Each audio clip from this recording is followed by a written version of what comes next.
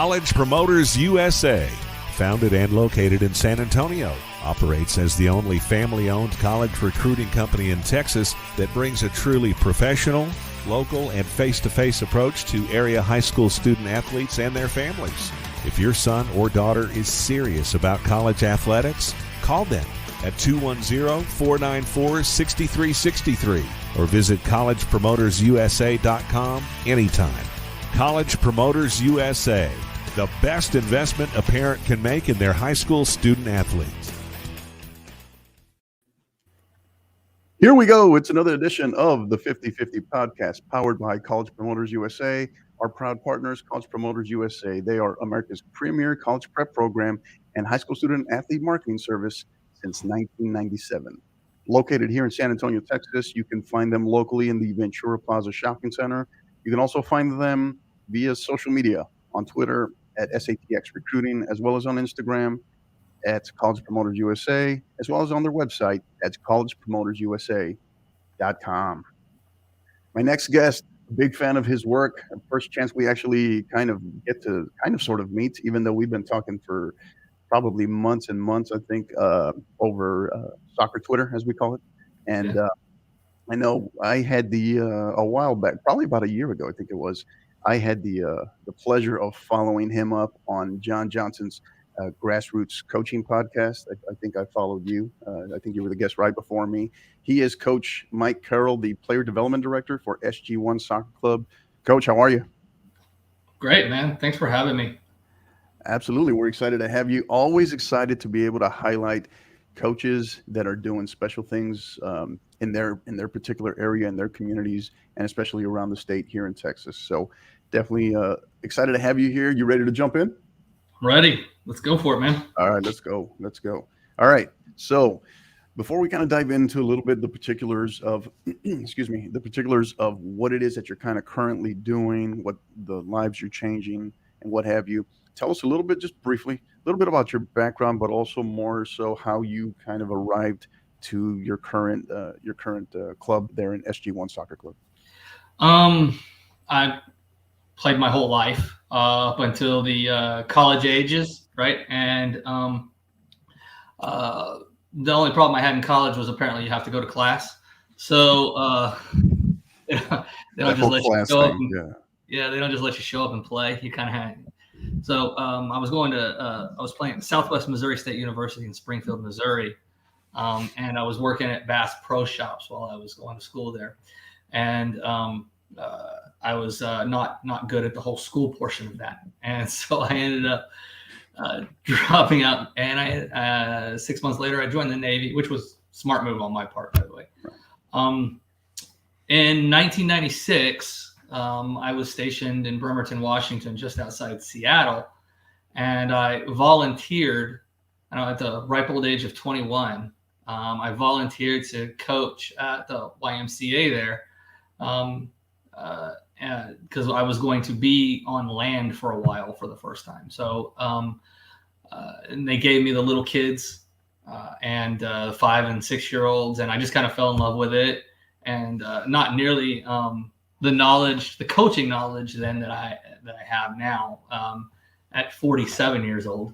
But I just grew to love coaching, grew to love working with the younger kids. It's an age group I've enjoyed staying in, specializing in, and continuing to find a way to develop in that age group, both as a coach and develop the players. So that's I got into full-time coaching about a decade ago, doing it full-time. Up until that point, it was mostly volunteer at little recreational places like the YMCA, like what we call Fun, Fair, Positive Soccer here. I volunteered for them a little bit. Local recreational places that play soccer once a year. We'll call them sports organizations, where you might do a baseball, a football, a soccer kind of thing year-round there. So, and then about a decade ago, I decided that I wanted to try to go full-time into this. With my second kid coming, I decided that I was going to try to go full-time into this so that I could have more free time during the day to be with my kids because I was working a lot at the time, and it paid off. I've been doing it ever since, nonstop. I've been at SG1 for about a year now, right at about a year and a month.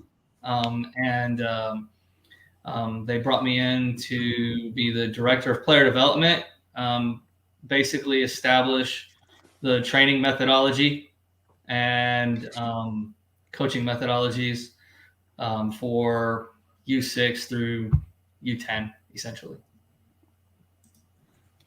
Got it. So, excuse me. In that time, so you've been there for basically about 13 months or so.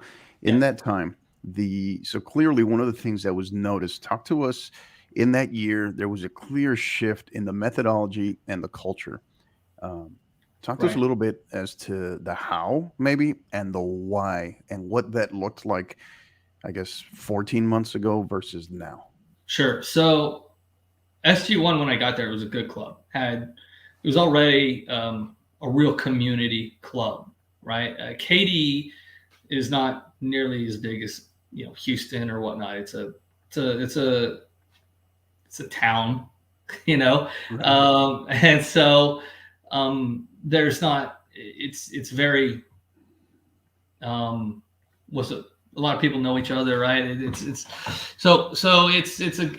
a great place to live, and SG1 was already a part of the community when I got to it, and it was a good club that needed help organizing its younger age groups so that it could maximize itself down the road in the older age groups, right? So one of the things that I wanted to do was establish a true development methodology where all of the coaches were utilizing the same terminology, utilizing the same development plan and the same training sessions, and everybody on the same page, top to bottom, whether it was a U6 or a U18, right? I wanted the club and the coaches all to be on the same page, top to bottom, and that's what the club was looking for as well, to take the next step for themselves. And I looked at SG1, and when I saw them, I thought, wow, this is a club that has a lot of potential. And if we could get the right coaching staff and educate the ones that were there, that I was fully supported by the management that was there already. So by the ownership and by the DOC and the technical director, I was going to be fully supported in whatever I needed to do. And to this day, I don't think they've told me no on anything.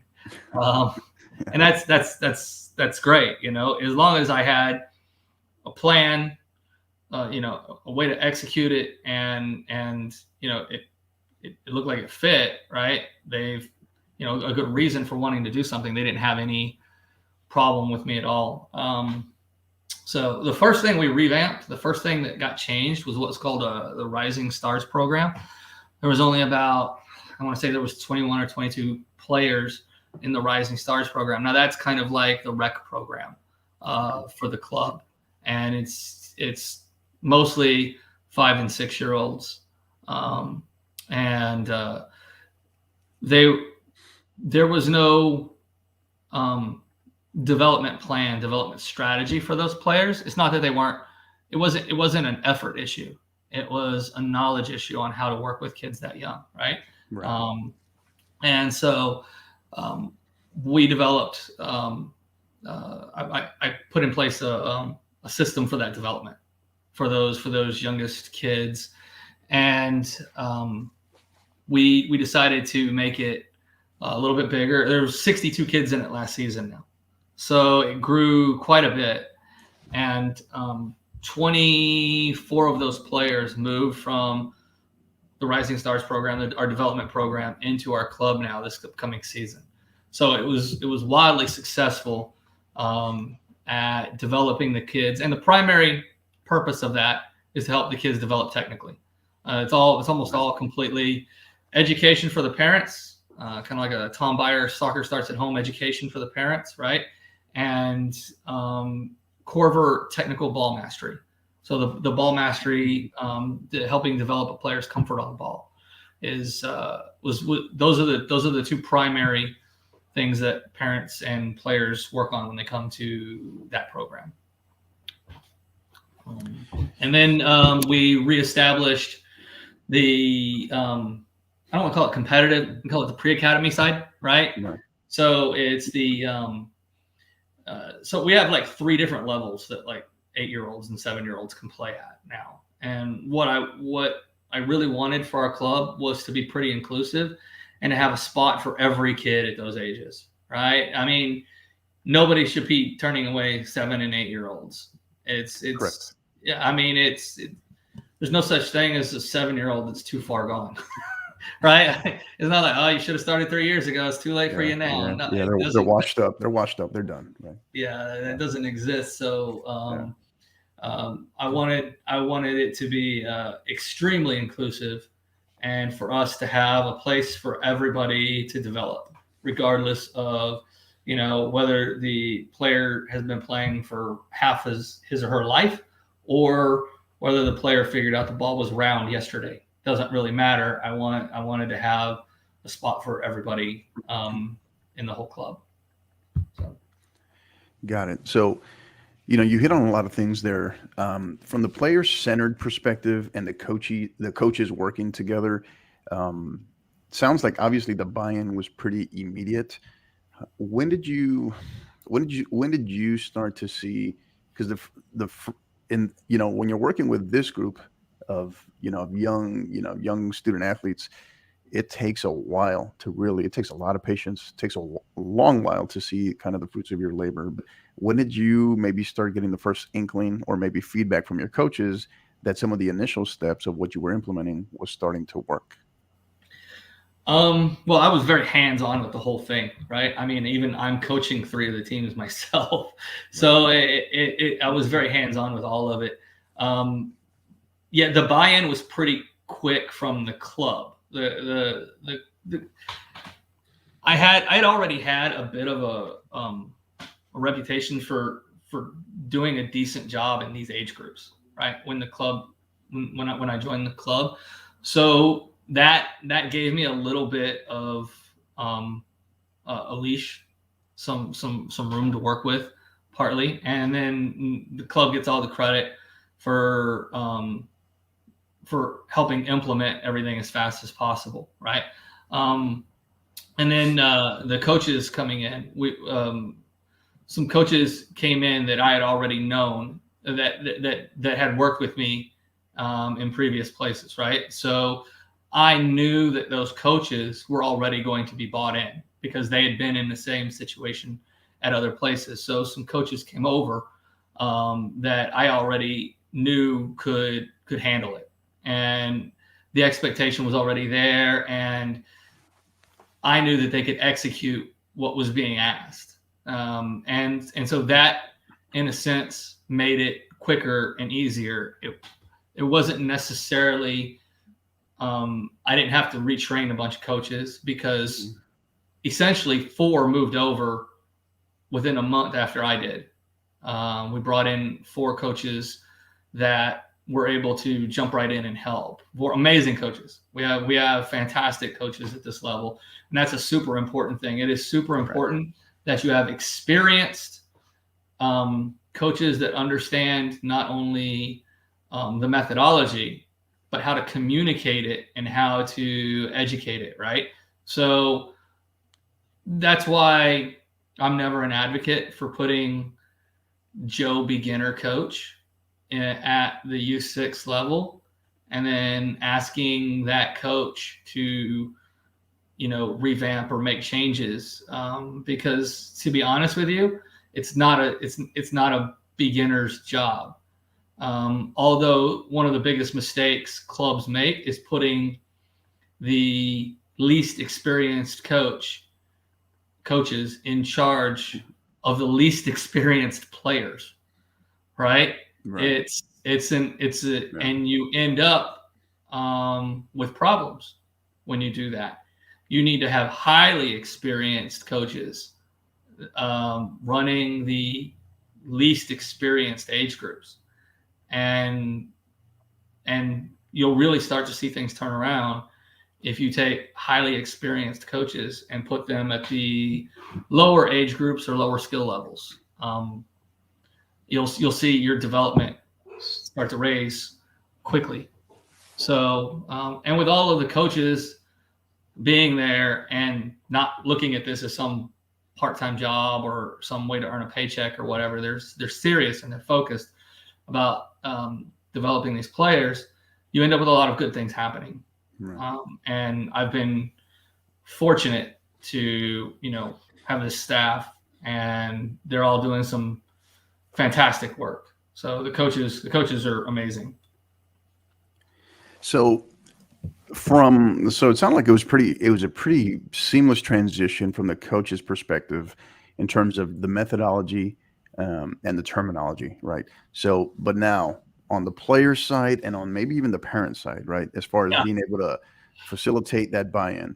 Yeah. You mentioned the methodology being cognitive based and the terminology being simple and universal. Yeah. How did you, with your coaching staff, how did you all roll that out both with the players and as well as with parents?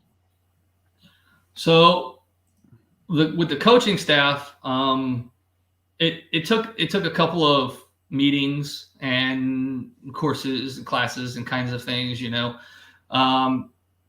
a lot of them took the TOVO 7v7 course online to help so that they could understand, okay, this is what we're doing, right? And then we could, continue to educate through over time. But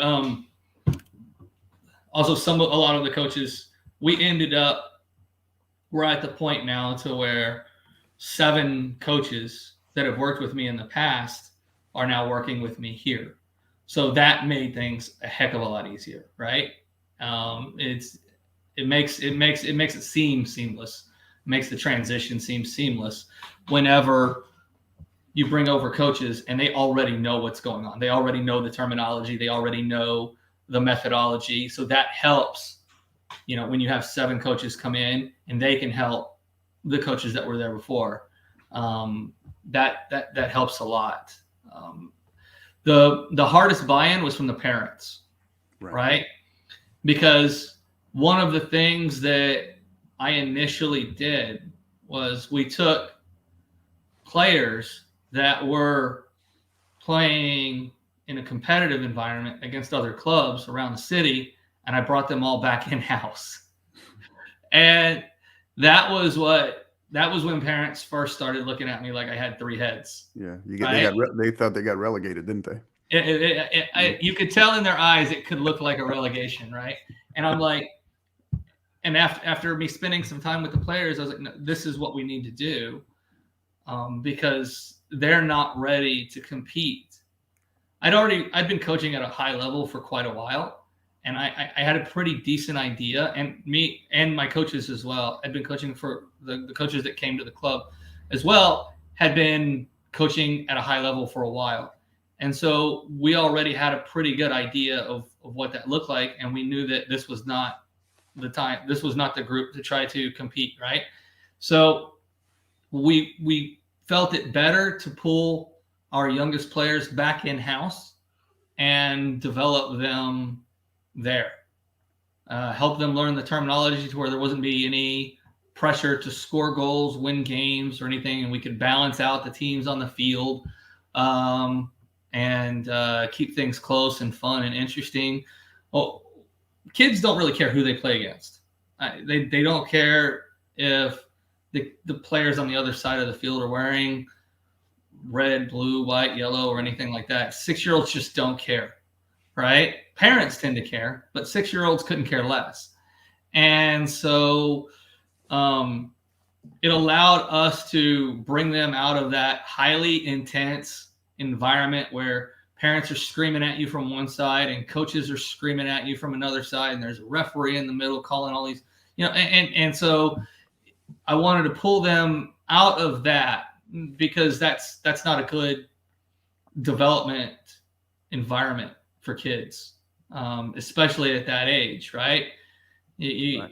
It's just not. So when we pulled them back in house, that was probably the hardest thing to take for a lot of parents to realize, okay, this is where our players are really at,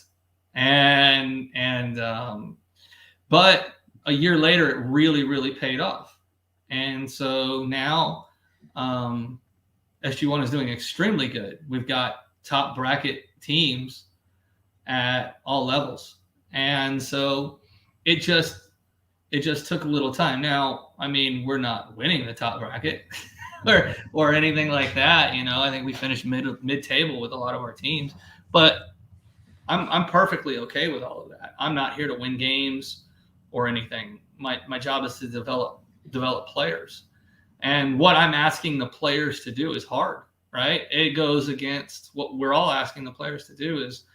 It goes against their natural instinct, being patient with a ball, pulling it back, relaxing, playing slow, not driving right at a goal. All of that goes against their natural instinct at those ages. And so it takes a little while to deprogram and reprogram that and give them a different view of the game, right? So if you asked the kids, before, they would tell you, before we got there, and you say, hey, what's the objective of the game today? They probably would have said, go out and score a bunch of goals and win, right? And today, if you ask those same players, what's the objective of today's game? They'll tell you it's to get better, right? Today, here's what we're working on in today's game. Here's what we're going to try to get better at today. And it never has anything to do with scoring goals in any of our games. And so winning is not, nobody cares if you win at U8 or U9, right? It doesn't really matter. The only people I've had any problem with on it is the parents from time to time. But that's a whole different thing. But it's right.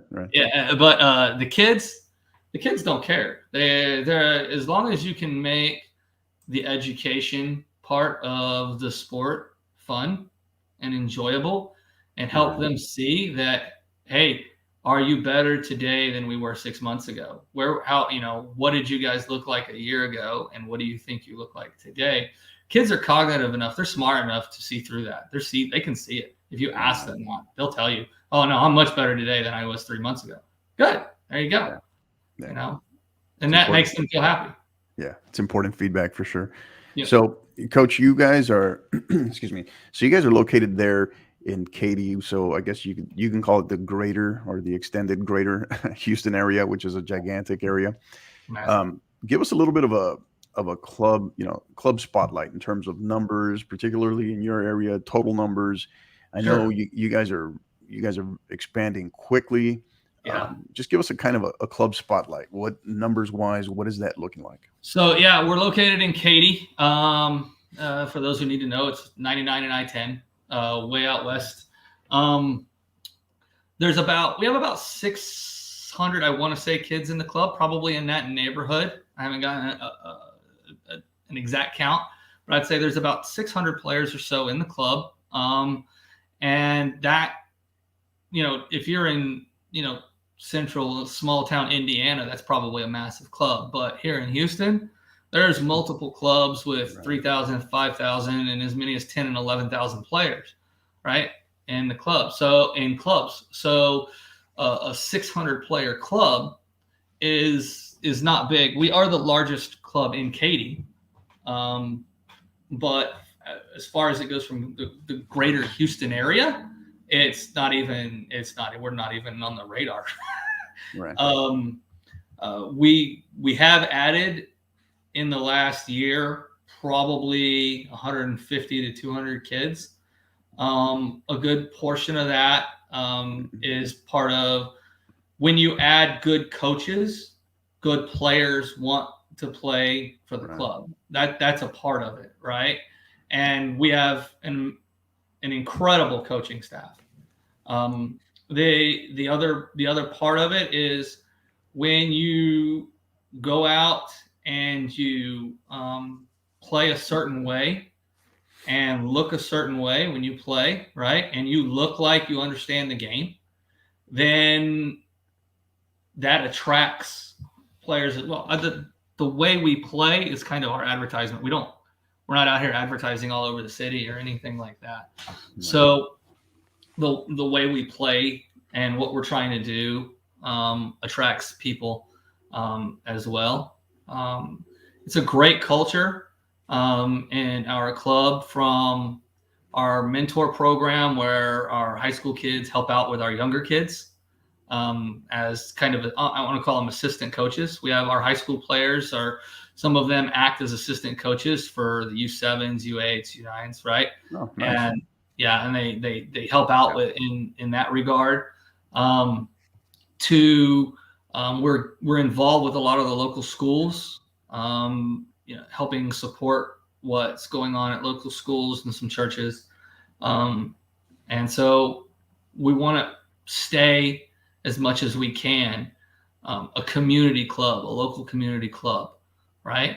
As a matter of fact, to the point to where if we expanded, I don't think we would add more where we're at. We would add to another community and probably try to make that branch of our club that a community club in its new community. So I think it's super important that a club be part of the community that surrounds it, right. And be involved in the community, working with local businesses and local schools and churches and things like that. It's super important that you have a positive environment for the coaches. You've got to have great leadership. The coaches need to understand that they're highly respected and that they are highly valued, because good coaches are really, really hard to find. Amen. Amen. So retaining coaches is important. You can't have coaches cycling through year after year after year. That's a leadership problem. If you're at a club that has that going on, that's a leadership problem. Yeah. I want our coaches to stay for 20 years, right? I want them to stay a long time, and I want them to feel like they're at a home, and I want the players to feel like they're at a home. So I really think that the club does a good job of making our place feel like a home. I know that they've made it feel like a home for me. The owner, the DOC, all of the admin people, right? They've done a great job of making me feel at home over the first year that I've been here. Yeah. Yeah. And you talk about in terms of numbers, maybe it doesn't quite put you all on the radar in terms of big club numbers there in Houston, but I think part of what's facilitating that rapid growth for you all is that community club focus, right? The development at home piece. You kind of referenced Tom Byer there a little bit in terms of soccer starts at home, but also it's not what I've come to realize, particularly on the club side, is it's not so much about your total numbers as it is of what makes you different, right? What makes you unique? Because otherwise it's like, hey, I just throw a dart at the board, and it's like, hey, let's just go to this club because they're all the same, right? They're all cookie cutter. So right. I think from that perspective, I think that's what's also kind of why, as I've been following you all, been following SG1, that's one of the things that I'm picking up on. And I've heard a lot of good things as well. I would say one of the things that makes us different is that we don't underrate what young kids are capable of learning, right? Young players are more than capable of absorbing the cognitive aspects of the game, the understanding of space and time, the decision-making aspects of the game. They're more than capable of understanding all of it. They absorb everything very quick, and it's like when you say, what's the best time to learn a second language? It's when you're little, right? it's the same thing. These kids, the way that their brains are firing, right? It's easier for them to learn this stuff, believe it or not, at age 6, 7, and 8. The only thing that has kept players in the past from being able to absorb all of this is the fact that I don't think coaches had the ability to teach it, right? In a manner that could be absorbed by a kid. It's up to us to link the dots for them, but they can get to it. We just have to find a way to link those dots. And I would say that kids or if you hear like, oh, they shouldn't be doing this, they're 6 years old, they shouldn't be doing that, they're 7 years old, they shouldn't be doing this until they're 9 or 10 or 11 or whatever, right? That's something that kids have to overcome from us adults, right? I have a 7-year-old and I have a 15-year-old, and I don't want them held back by our adults' preconceived notions of what they are capable of learning. With me, I throw it at the kids and see if it sticks, and then I just keep going, right? And then I go to the next thing. And then when they get that, I go to the next thing. And when they get that, I go to the next thing. And it's incredible how fast and how far you can move 6, 7, and 8-year-olds. And I just keep going until they start looking at me like this. And then I go, okay, I hit something that now, all right. Take one more step back. Really back. Take one step back. Yeah. And then we'll do a little board work with it. I'll ask them some questions. We'll see if I can get them there in shorter increments. And then when we've mastered that, we move on to the next thing. So I don't stop just because they're 7 or just because they're 6. I keep going on to whatever the next logical thing is to move on to based on our methodology, our training methodology. Yeah. I have a 7 and a 14-year-old. So I'm right with you, man. I'm right with you. I fully agree. That's great stuff. Great stuff. So now you're 1 year in. Mm-hmm.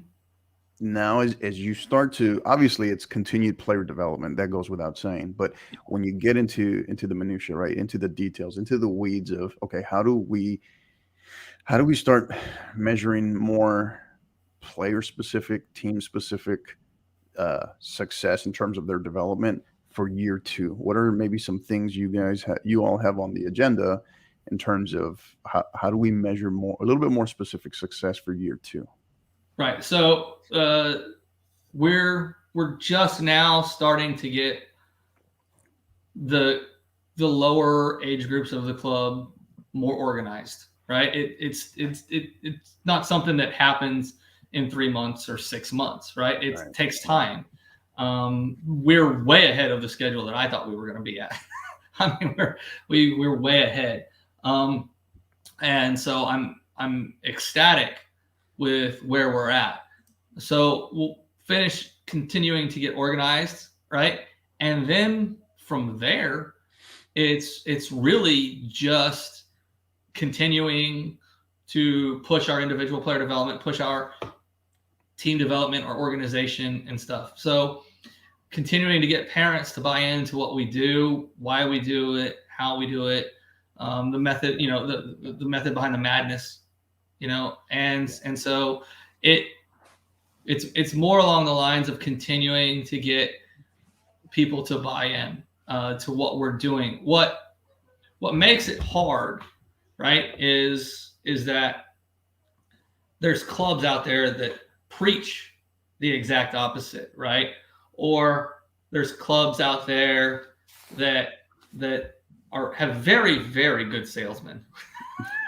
Right. And so it's one of those, is the grass is greener on the other side? Are we missing out because we don't have a certain logo or because we're not at a certain big club or anything like that? Right.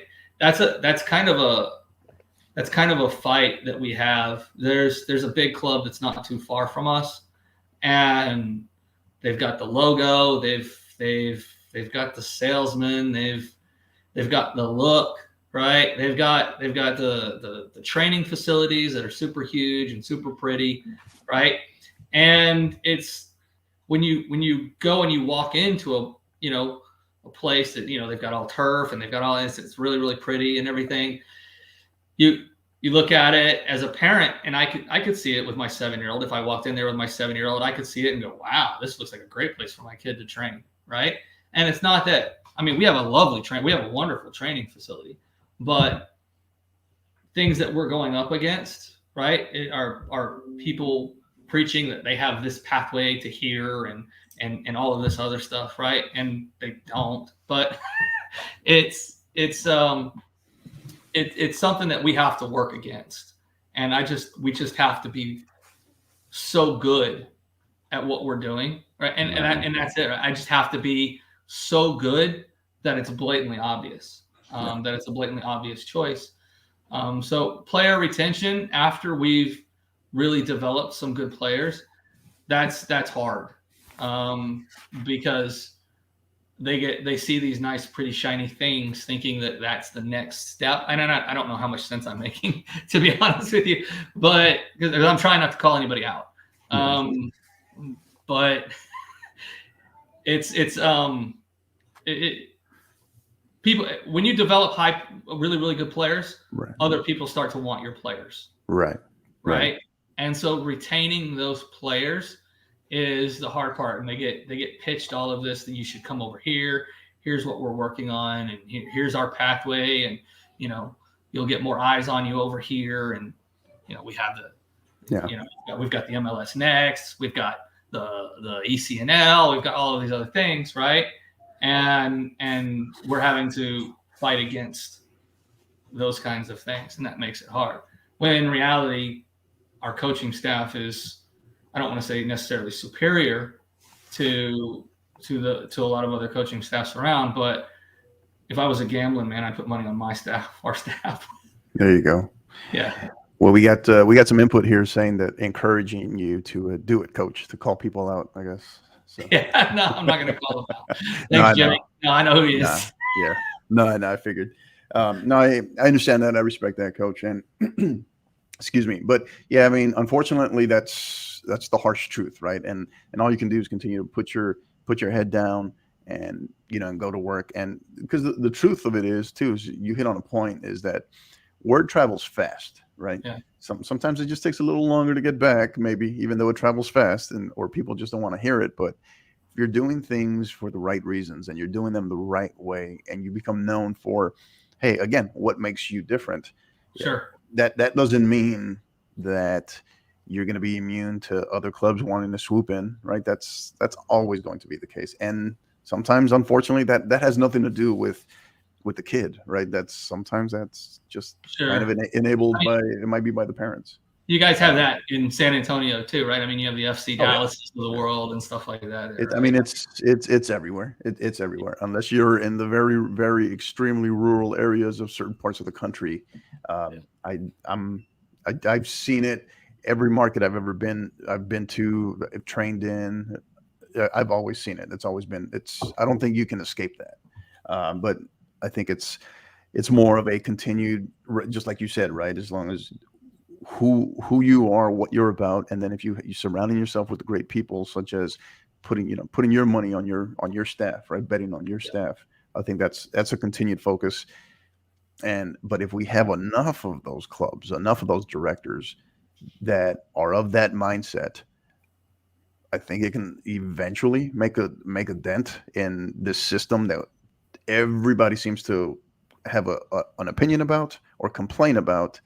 But then, when it involves maybe their kid or when it involves their job, all of a sudden it's a different story, So I'll tell you, there's probably 3 or 4 other clubs in the Houston area that are in the same fight we are, right? We're not the only ones. There's some really, really good clubs out here trying to do the right thing in different parts of the city, and it's a hard fight. So they're working hard. They're trying to do the right thing, trying to build the same way we are, using similar methodologies. You always get around back to the same stuff, but it's hard because you're not when you're asking kids to play a certain way, you're not winning everything, right? It's hard when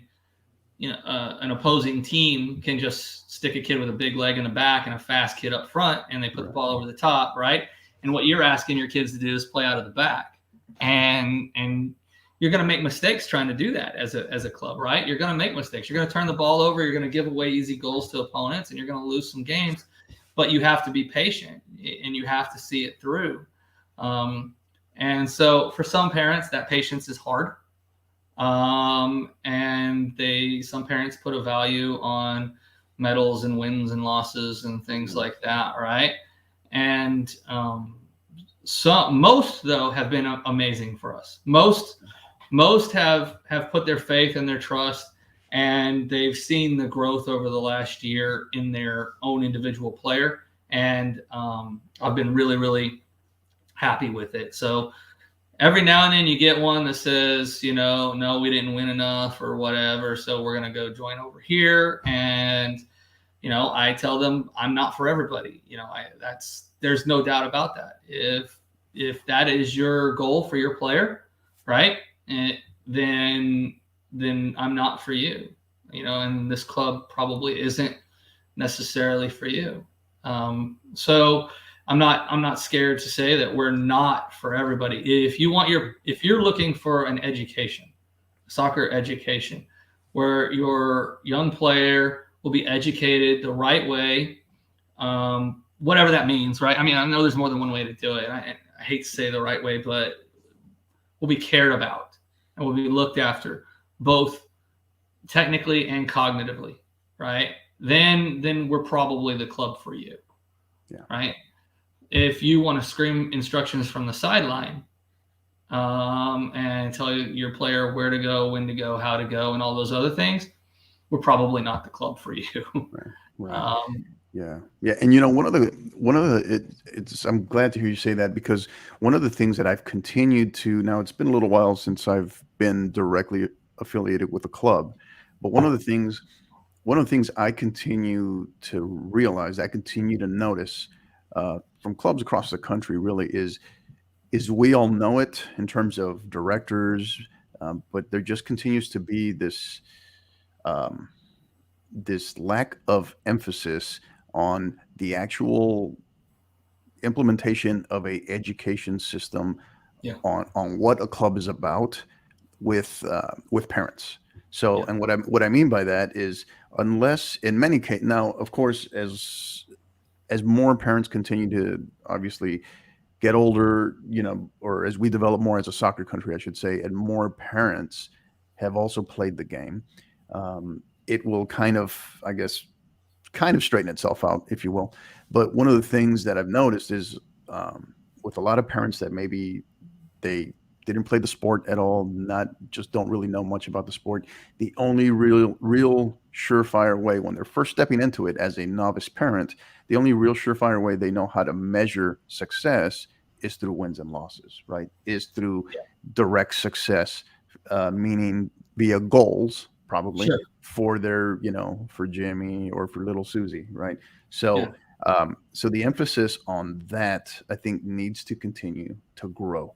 Easier said than done, I know, but some of these clubs, I think, when you're talking about director of various coaching academies, junior academy, the select level, competitive travel, what have you, ECNL, but there never seems, I don't see any particular roles of a coach that is a parent liaison, maybe a parent development coordinator, if you will, because I think if a little bit more of a focus was placed on that, even though everyone knows it's needed, but more of an emphasis was placed on that, I think the retention piece might kind of straighten itself out, I guess, a little bit at least. Yeah, it would definitely make it harder for other clubs to steal players. I mean, you should be able to look at a team in a game, tournament, whatever, and be able to tell how that entire club, what their methods are, right? I mean, you should be able to see it in the product that they put on the field. So if you're seeing your right defender lob balls over the top constantly, and your super fast striker chase after him hoping to score a goal, then you've got everybody in between not getting any touches and not getting any better. So it doesn't take a lot of cognitive abilities to chunk a ball over the top and run after it. And that's, once again, it just depends on what you, as a parent, what a parent values, right? So, but I think we're headed in that right direction in this country. There's a lot going right. I mean, a lot of people talk about what's wrong on soccer social media, but there's a lot going right too. We're probably better than we've ever been, coast to coast for sure. Our youth development is better than it's ever been. So I'm happy with our current station. I think you can be happy without being satisfied. There's still a lot more to do, but I'm happy that we've come as far as we have, and I'm excited to see where we can go. Right. So that's a great segue, Coach, as we start wrapping up here our first segment. Obviously, you're growing, and my understanding is you're also hiring in terms of that growth, because as the numbers continue to grow. Because of the work that you've done, the great work, the success you all have had in year one. Tell us a little bit about that, if you don't mind, and also maybe what's the next step, what's on the agenda, what has you excited for SG1 soccer in the spring? Well, there's a lot of really good things going on over here. So we're looking for coaches at a couple of different levels. Primarily in the youngest levels, we've grown the most. At U6, U7, U8, that pre-academy level.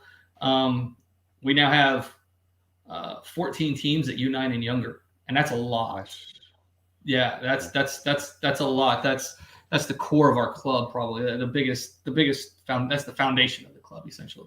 And so on both the boys and the girls side, and so we need one or two coaches there, because we try to keep the coach to player ratio nice and comfortable. Also, we don't I'm having to coach 3 or 4 teams at a time, right? And when I have to coach that many teams, not at a time, but I might have 2 practices on a Monday, 2 on a Tuesday stacked and stuff. So it takes away. I could only imagine what the weekends are like. That's got to be fun too.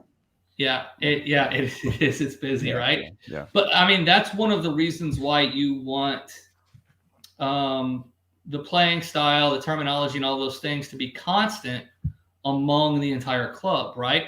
So if I have to cover for the coach of the 2012s, then the terminology is the same, right? And so that way, if I go out there and I start using our terminology, they know the players know what I'm talking about. So. Right. I already know what formation they're going to play. I already know what they already know what the terminology is, and all of those other things. So, and if somebody has to cover for me, maybe I'm sick or I get hit by a bus or something, right? And they got to cover for me, and somebody can step in and cover for me and know that it's what the formation is, what the terminology is, and all of these other things. It doesn't affect. It makes covering for one another easy as well. So. Yeah, we're looking for a couple of coaches. Experience with younger age groups helps. It's way different than coaching, say, high school age kids. Coaching 7-year-olds is way different and takes a completely different skill set. And so we're looking for somebody. Honestly, I would take somebody with no experience, but has elementary school teaching experience, right? And because they know how to communicate with a younger kid, little kids, and things like that. So there's just a patience level that it takes, and an understanding of, you got to get every kid at least half a game, if not more, right? You got to get every kid. We're not just focused on the top 5 kids. We want everybody to get better. all of those things. Whereas a high school age coach might play the same players, right, for 70 minutes and then bring in some subs for the final 20 or something like that, right?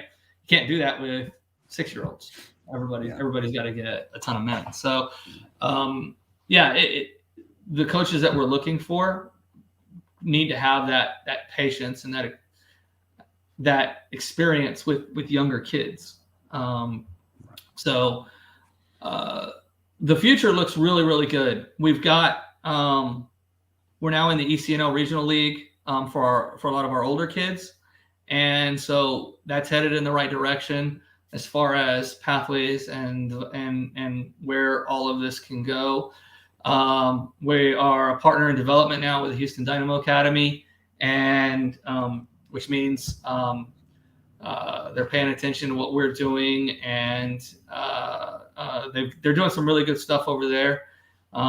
And we're working together hand in hand. Some of our coaches are working with their coaches hand in hand to kind of hopefully, just to give our kids a broader pathway, right? Is to say that, hey, you don't have to go here to get noticed. The Dynamo Academy is doing a good job of starting to embrace younger, smaller clubs, and we're one of the clubs that they've embraced.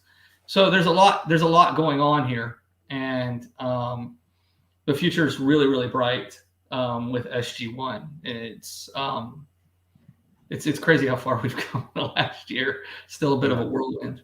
Right. No, well, you're doing great stuff. It got my attention for sure, and that's kind of part of the reason why we wanted to have you on here today, Coach. Really appreciate that. Doing some great things. If there's any way, the 50/50 podcast can help facilitate that going forward into the future, please let us know for sure. So for sure. I understand you're going to stick around with us for our next segment, Coach. Yeah, we get to pick on you a little bit here with Counterattack, have some fun with you. So don't go anywhere. We'll be right back after a word from our sponsors. Got it. College Promoters USA, founded and located in San Antonio, operates as the only family-owned college recruiting company in Texas that brings a truly professional, local, and face-to-face approach to area high school student athletes and their families. If your son or daughter is serious about college athletics, call them at 210-494-6363 or visit collegepromotersusa.com anytime. College Promoters USA, the best investment a parent can make in their high school student athletes. All right, and we're back with Player Development Director for SG1 Soccer Club, Mike Carroll. All right, Coach, you ready for some counterattack here? Bring it. All right, let's get after it. All right, first one. Any training session as a coach, not as a player, any training session or game day superstitions or rituals? I know it's called rapid fire. Not really. Get a good night's sleep the night before. I'm as nervous as the kids are, probably more nervous before every game. But honestly, no. I don't have any. That's crazy, right? Because everybody has. Right. Hey, maybe it's just something as simple as a good night's sleep. I wish I knew what that was. You'll have to tell me sometime what that is. But all right, next one. This one is a tribute to John Johnson. Are you a dog, cat, or tiger person? Which one? Dog person. I got a miniature pinscher. He's 15 years old. He's blind in his left eye and can't see out of his right one, but I love him to death. He's awesome. I'm a dog guy. Yeah. You and I both. I know. John wanted me to ask that. He said, anytime you interview a coach from Texas, you got to ask them if they're a tiger person, right? So. Shout out to John Johnson. All right, emojis or GIFs? Which one are you? GIFs. What's the go-to GIF? The one you find yourself using the most? The sunglasses one where he puts the sunglasses on. From was it like the Breakfast Club? Oh, nice. Gotcha. Yeah. Okay. All right. There you go. All right. Something you wish you would have been told prior to entering coaching. Two things: how much you're going to fall in love with it, right? And is one. It's almost like an addiction, right? If you love the sport and you're passionate about sport, it becomes an addiction. like my caffeine, and then Right. and then how difficult it's going to be. It's like playing golf for me. I like golf, right? And so I'm passionate about it, and it can be just as frustrating, right, at times. So Right.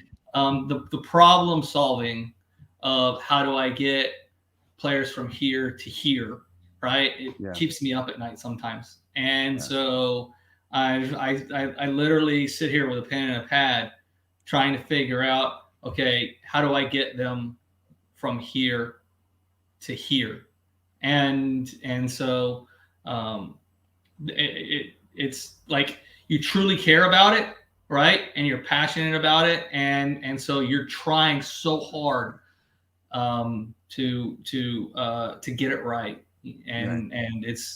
it's frustrating at times when I can't make the connection for the kids. Yeah, I call it aside from my wife, kids, my family, obviously. Um, I call it my other love. I call it my mistress. Yeah, So I can see. coaching this game, it can be cruel, and it does enough to keep you coming back. So yeah, Sure. definitely know where you're coming from on that. All right, next one. Um, you can only shop at one for the rest of your life: Bucky's or HEB. Which one? Probably HEB. Yeah, it's tougher than you think, right? It's tougher. It is. No, that's Yeah. a tough question. Gotta love your beaver nuggets, but Yeah. it's HEB. Yeah. All right. That's another one that was kind of a tribute to John Johnson. So, Sure. Sounds all like right, it. I think that's three. That's three mentions. Need to Yeah. get some Yeah, royalties here. royalty check. Right. Exactly. All right. Favorite movie quote that you can share. Favorite movie quote. Um. Well, I gave this one to John the other day. As a matter of fact, there's this fourth mention, right? Yeah. So, in one of my favorite movies, I was actually a four-sport athlete growing up. I played baseball. Baseball is one of my other loves. American football, soccer, and I also ran track. And so I'm a big baseball fan, and so I watch a lot of baseball movies, right? And one of my favorite movies is Moneyball, right? Yes. And so this pertains to what we're trying to do. And I shared the quote with him that anytime you're trying to change something, right? Anytime you're trying to make a change, right? The first guy through the wall always gets bloody, right? Always. And it's because the people who have their hands on the switch they panic, right? And they go crazy. And so, we're trying to make a change in the way players are developed in this country, and there's times when you're going to get bloody, right, making those changes, and you're going to have to make hard decisions, and there's going to be sacrifices, and there's going to be people that come at you, and you have to be okay with that. Yeah. And so it's just one of those things where the first guy through the walls getting bloody, but I'm okay with that. I'm okay with getting bloody. Yeah. Yeah. It's a great quote. Great quote. Great movie. And excuse me. Yeah, I am kind of curious. I know some of it is obviously it's the Hollywood dramatization. I am curious if John Henry actually dropped that on Billy Bean. That would be really good to know. I don't know, but I hope he did. That would be fantastic. But yeah, there's I know that there were a lot of creative liberties taken in that movie. Mm-hmm. Yeah. Jimmy Rodriguez dropping one on us. Adapt or die. Yeah. Yeah. That's also from Moneyball. Yeah. All right. Next one we offer you. So this one. If you think that one was deep, this one's going to get deeper on you. Uh-oh. So you are made the soccer czar in America today. One thing you'd change in anything, absolutely anything at any level. One thing you'd change in soccer in America tomorrow. First agenda item. Oh, that's easy. It's not deep at all. That's easy. It's payments for player development. I'm going blank here. The Yeah, I know exactly what you're talking about too. It escapes me right now. Yeah, Solidarity. solidarity. There you go. Solidarity payments are instantly, no matter the club, right? So that in itself would lower the cost of club soccer, right? Because now, and it would change completely the way soccer is coached in the United States. Now, coaches and clubs would be trying to actually develop players, Yeah, they'd be rather rewarded than for winning that. teams. Because if I can develop a player, right? And Bayern Munich comes to me and says, "Hey, you've got this 17-year-old we like. We'll give you $4 million for him, or $3 million for this player," right? That completely changes the way soccer is coached. It changes the landscape. But there would be solidarity payments in the United States tomorrow if I could make one change. It wouldn't be pro rel. I know a lot of people are on the pro rel. I don't know that the United States is ready for that. Although I'm all for it, I prefer it. But if the United States is ready for it, is a whole other thing. Solidarity payments could happen tomorrow. It's just a decision. Right. That's, now getting into it, as to getting into the weeds as to what exactly it is, because I think that's part of the issue is a ton of fans and supporters in this country have no idea what it is. But that's a whole other can of worms. That's a whole other show, and as to why they don't exist in this country. Yeah, that's a whole other, for sure. So maybe that might bring you back for that one. So sure. But that's a great one. Nobody's ever mentioned that one. Solidarity. Yeah, solidarity payments would be the first thing, because that would change the landscape of the way soccer is coached. Right there. If you wanted to change the way soccer is coached to make sure it was 100% about player development, that would be it right there. Yeah, you've now incentivized what I don't know. What would you say? 95% of clubs in America say they're doing, right? Yeah. Right. I would say it's probably close. Yeah. Yeah. So going back to the movies here, who would play you in a movie? Can't say the Tiger King guy either. Okay. No. That's too easy. That's way too easy.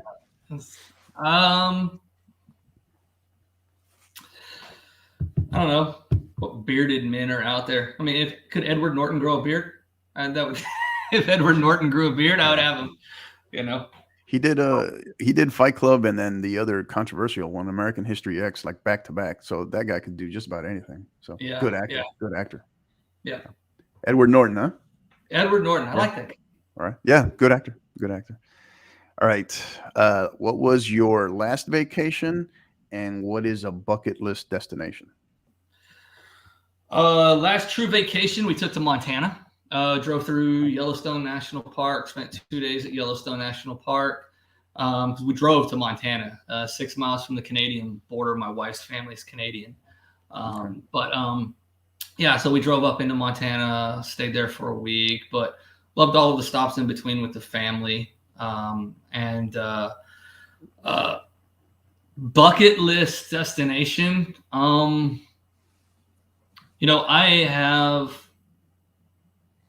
want to go back to Australia one day.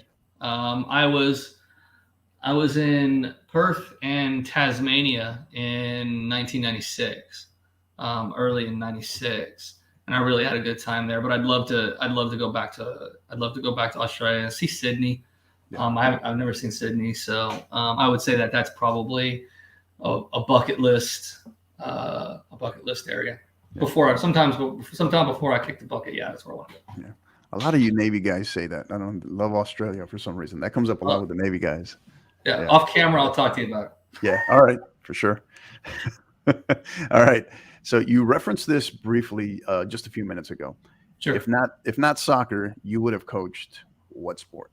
Yeah, it's baseball. Yeah, if it wasn't for soccer, I'm almost equally adept at baseball as well. It's a sport I'm passionate about. Love to follow the Astros here, and I'm a big Texas Ranger fan. I grew up in the DFW area, so baseball probably would have been the sport that I coached next if I wasn't. Okay. Nice. Yeah. Okay. If you had to be transformed into one animal, what would it be? I'll stump you on this one.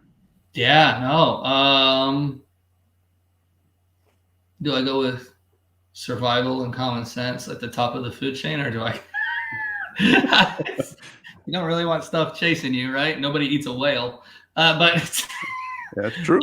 yeah. I mean, probably like a big cat, a cheetah, or something like that. You just don't want to say tiger, do you? I do not want to say tiger. I knew it. I knew it. I knew it. I knew you were thinking it. I knew you were thinking it. Yeah. All right. Next one. Morning or night person? Night person. Okay. Yeah. Yeah. All right. I tend to, I get that question. I've gotten that question a lot, and I'm an early riser, but not a morning person, if that makes any sense. No, I'm the same way. My wife gets up at like 4:45 in the morning because she's got like a real job. So she's got like a desk and a computer and everything. But no, she gets up to drive into work, and in Houston, I mean, Houston's an hour away from Houston. So it's she drives an hour and some change into work, and so she's up early and out early. But yes, I'm almost forced awake. I also have to take the kids to school. So yeah, gotcha. Okay, last one. I ask everybody this. Sure. We're quote unquote back to our normal. Right, pandemic is completely over. You've got everybody coming over. You're cooking Sunday dinner. You're the chef. What are you cooking? Brisket. We're making brisket. Yeah. Yeah. Brisket. I think that's back-to-back briskets. Both you and my last episode, Coach Atkins. I think you said the same thing. Yeah. No, well, you can't go wrong with a brisket and some potatoes and some carrots. I mean, no, you cannot. No. All right. Good. Well, hey, Coach, this was awesome. This was great. Loved having you on. Love your energy. Again, a big fan of what you're doing out in Katy. Any before we kind of wrap up here, any final thoughts? Anything you want to share? Shout outs? Anything? No, I mean, shout out to our coaches. They're amazing. They're the ones that implement the plans, and they've been absolutely fantastic. The methodology is nothing without a coach that can execute it, right? So I'm very, very proud of our club and what it's been. Super shout out to our director of coaching, Adam Girdlestone, and the owner of the club, Alex Parra. They've been fantastic. And with all of this, I've asked a lot from them, and they just keep absolutely delivering. They have a great vision too for the club, and so I'm really happy to be here, and I hope I'm here in another still 15 years from now. So yeah. I think we're doing a great job. And then shout out to anybody who's trying to do things the right way, and I know it's hard. The easy thing to do is to just do it the easy way, right? I mean, but doing it the right way is hard. The right thing to do and the hard thing to do are usually the same thing. So, I mean, there's, like I said, the few clubs in this town that are doing things the right way. I'll give those shout outs, ACDMY, and the central portion of our town, the Spire up on the north side of the town, and Houston Futsal Academy on the southeast side of town. All three of them doing really, really good work. So if you're watching this and you live in those parts of the town, I know I'm probably 2.5 hours from you because of traffic. So those guys are doing really, really good stuff out there. Don't buy into the big logos. Right. It's well said. That's well said. And again, Coach, something personal from my perspective, always like to see when I see other fellow veterans that are excelling in the game. and doing things the way you're doing them. I think that's one of the biggest, one of the big other things that I'm a huge advocate of is veteran support, and getting more veterans involved in the game. Sure. They make incredible coaches, incredible administrators. So that's kind of something. So for our coaches that may be listening out there, our DOCs, kind of look over your staff. How many of them are veterans? Yeah. That, because in terms of men and women alike, and especially one of the things that we need to have more of in our game are female coaches. Yes. But Yes, I think absolutely. that you're not going to find harder workers. You're not going to find more committed workers. And they need a, when they leave, stop wearing the uniform, they need something that is still community based, something that they're going to be a part of that's bigger than them. And I mean, they match that to a T. So again, Sure. just a shout out to you, Coach, as a Thank you.